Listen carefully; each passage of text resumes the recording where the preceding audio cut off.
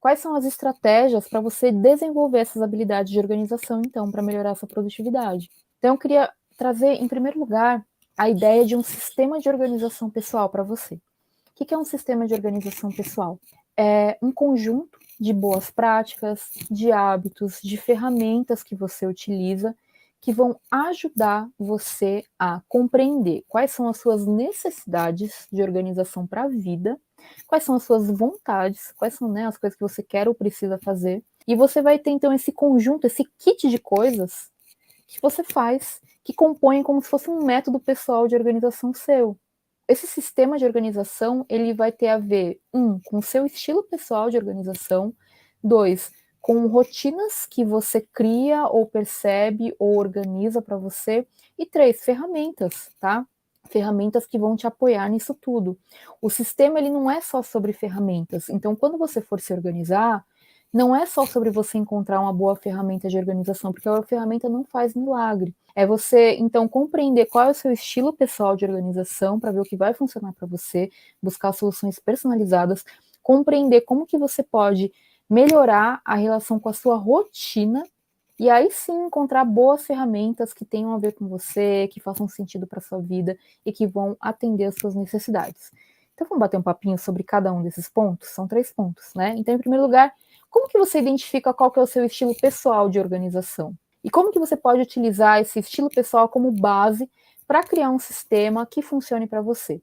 Primeira coisa, observe quais são as suas tendências naturais de organização. Como assim, Thaís? Você é uma pessoa que, quando precisa se organizar, você abre um bloco de notas no seu celular, você manda um e-mail para você mesmo com um lembrete de coisa para fazer, você faz uma lista no papel. Qual que é a sua tendência natural, sabe? Ou você é uma pessoa mais visual, que tem que fazer um desenho, um diagrama, usar post-it na parede? O que funciona melhor para você quando você fala, cara, eu preciso me organizar, peraí, deixa eu sentar e me organizar? O que naturalmente você faz? Isso vai te dar um indicativo das suas práticas mesmo, né? Do que funciona melhor para você. Então, na organização, a gente não está querendo impor uma prática, uma técnica que você tem que se adequar para fazer. Não, pelo contrário, você tem que compreender como você já funciona bem naturalmente para evitar ter trabalho com organização. Eu não quero que ninguém passe mais tempo se organizando do que fazendo as coisas que quer. Eu quero que você compreenda como você já funciona e apenas tenha essa percepção para a sua organização ser mais assertiva. Se você for uma pessoa mais visual, se você gosta de fazer uma lista no papel, se você gosta de tecnologias, você vai usar isso como base para escolher um método seu de organização.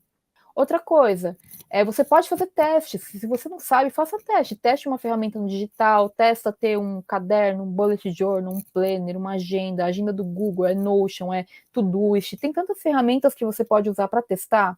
E aí você pode fazer alguns testes para você perceber o que funciona melhor para mim. De repente você pode ter uma versão híbrida, você pode ter a sua lista de coisas a fazer no computador, mas quando você está em casa, você tem uma lista de coisas para fazer em casa que fique no caderno, porque você quer ficar offline. É um exemplo. Pode ser um exemplo um pouco mais avançado, mas é um exemplo para você compreender o que eu quero dizer com híbrido. Porque pode ser que você queira ter coisas que você use mais no ambiente digital e outras mais offline, ou quando você estiver em deslocamento e tudo mais, sabe? Então, isso que você tem que ter em mente, identificar quais são esses diferentes contextos da sua rotina também, para você ver como você interage melhor com eles, quando você está nesses diferentes contextos. E aí, um terceiro ponto que eu quero colocar é que você sempre pode mudar. Então, você não está batendo o martelo, sabe? Tipo, eu vou usar bullet journal e pronto. Não. Você vai fazer um teste, você pode mudar a qualquer momento. Claro que, para você se acostumar com alguma ferramenta ou com algum hábito, com alguma prática, é legal você ficar um tempo testando, até para você consolidar, né? Para você ter essa consistência no uso, porque é isso que vai criar um hábito.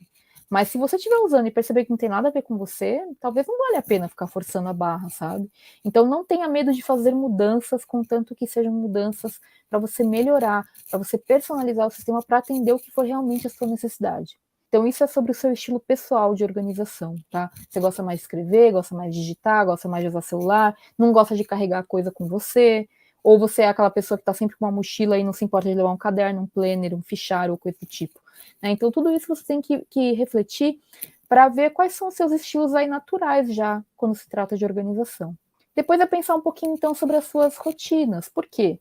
Porque existem coisas que, para você manter, digamos assim, que um nível de qualidade da sua rotina diária, e quando eu falo isso a melhor qualidade de sono que você pode ter dadas as circunstâncias atuais da sua vida. Tem gente que consegue dormir 8 horas por noite, tem gente que só consegue dormir 4 horas, mas como que você faz dessas 4 horas de sono de qualidade, no máximo, no melhor possível, né, nesse cenário? É você compreender isso com as diferentes áreas da sua vida. Então, assim, finanças. Quais são as atividades que eu tenho que fazer sempre para manter as minhas finanças bem? É pagar as contas? Tá, mas com que frequência eu vou fazer isso? Uma vez por semana? Todo dia? Uma vez por mês? Eu tenho que revisar meus gastos. Quando que eu tenho que fazer isso?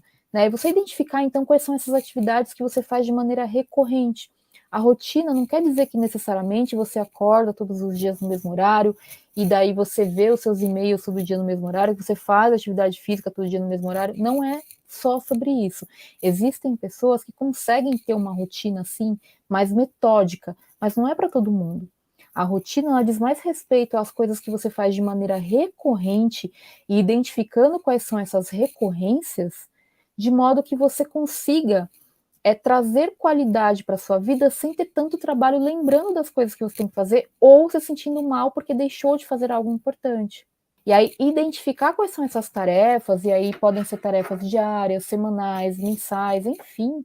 Você pode usar a própria roda da vida para identificar. Então, você pensa assim: com relação à saúde, quais são as coisas que eu tenho que fazer de maneira recorrente para ficar bem com a minha saúde? Pelo menos 15 minutos de exercício físico todos os dias. Então, você já identificou todos os dias 15 minutos de exercício físico. Nesse primeiro momento, você vai identificar. Em segundo lugar, você vai pensar onde eu organizo esses lembretes, essas informações, para garantir que eu faço o que tem que ser feito. Então, você vai listar lá todas as coisas que você tem que fazer todos os dias, toda semana, todo mês, etc. Onde que você vai organizar essas informações? Vai depender muito do seu estilo ali pessoal. Você quer organizar num caderno? Você vai ter um aplicativo? Você vai colocar no seu celular? Você vai colocar pendurado no seu espelho todos os dias de manhã? Não tem uma resposta certa para isso. É aquilo que funciona melhor para você. Você vai colocar na sua agenda, você vai colocar um alarme, não vai? Você vai dedicar um tempo no final de semana para programar ao longo da semana quando que você vai executar as atividades? Um ponto muito importante que eu não posso deixar de falar aqui é que quando você fizer essa lista, se você estiver começando a se organizar agora, pode ser que você subestime seu tempo e você acabe colocando muita coisa para fazer todos os dias. Por isso que eu trago também aqui uma terceira recomendação aqui nesse tópico, que é tente estabelecer qual que é o mínimo viável diário, ou seja, aquilo que não importa o que aconteça, você tem que fazer todos os dias, porque você pode ter uma lista de 18 coisas que sejam desejáveis, mas dessas 18, apenas 3 são essenciais, tipo, se você não fizer, realmente a casa cai, sabe assim? E quando você parar para analisar, você vai ver que não tem tanta coisa assim. E o seu mínimo viável diário pode ser tipo, você pensar, putz, estou com Covid, estou de cama, não consigo fazer absolutamente nada hoje, porém, não posso deixar de, sei lá, pagar uma conta, lavar uma louça, me alimentar. Isso vai ser o seu mínimo viável diário, tá bom? Porque naqueles momentos bem difíceis, você se apega a essa lista. Nada impede que você tenha a sua lista do desejável, que seria meio que um dia ideal, sabe? Mas você não pode se desesperar fazendo coisas desejáveis e deixando de fazer aquele mínimo necessário. Então, essa reflexão sobre essas rotinas diárias, semanais, etc., essa reflexão vai te ajudar a identificar o que você precisa fazer e o que você consegue fazer dentro da rotina que você tem. Porque é óbvio que, por exemplo, uma mãe de um recém-nascido vai ter uma disponibilidade de atividades diferente do que um rapaz solteiro de 25 anos que mora com os pais, né? Então, que tem outras pessoas fazendo coisas na casa, que não tem, de repente, a responsabilidade de um bebê. Então, tem que adaptar a sua rotina, tá?